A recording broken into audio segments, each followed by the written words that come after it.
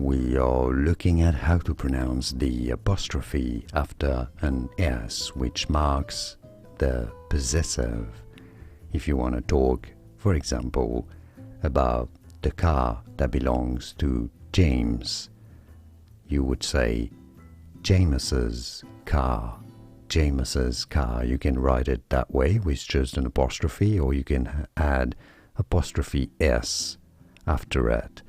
So essentially you add a says sound at the end, as in James's. Another example, if it's a name, Jesus's, as in Jesus's apostles.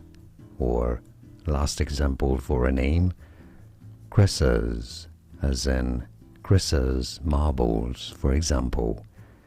Now if it's a noun and it is plural, you want to talk about the colors of cars, for example, then you do not add the "s" syllable at the end.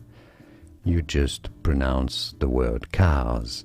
You would say cars, colors, and it is understood that even if you do not say causes, you can't say causes, that doesn't exist.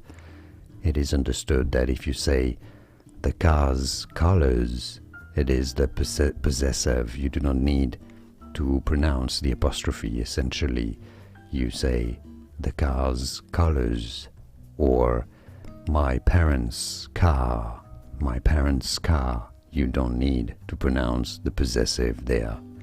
And that's pretty much it.